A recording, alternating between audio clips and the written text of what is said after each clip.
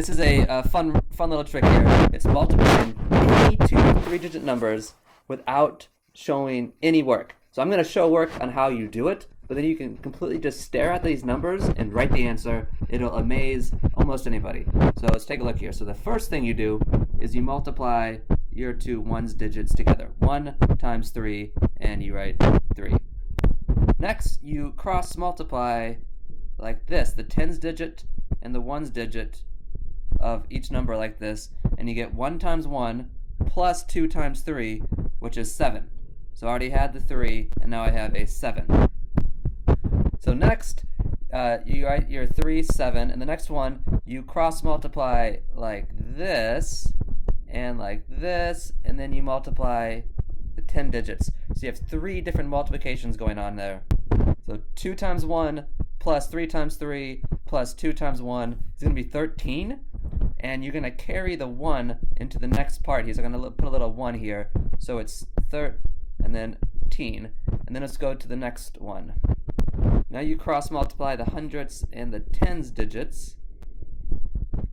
And so that's 2 times 2 is 4, plus 3 times 1 which is 7, plus you carried that 1, so you have 8. And then the last number, you probably guessed it, you just multiply your hundreds digits together.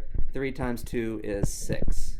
Now I know this whole thing probably seems like a big complicated mess, but once you figure out the rule, and it's pretty easy to remember. So how this trick actually looks, say someone gives you 321 times 213. Well, you would look at it and you would just start writing the answer down. You do 3 times 1 in your head, and you write 3. Then you do the cross multiplication, which is 1 times 1 plus 2 times 3, and you write 7. And then you do the big cross multiplication, 3 times 3 plus 2 times 1 plus the tens digits, again that is this thing right here. You get 13, you just write 3 and you remember to carry the 1. Next, you do this one, you cross multiply 2 times 2 and 3 times 1, and that's 7, you carry the 1, and then you write 8, and then next, you just do 3 times 2, that's this guy, and you write 6.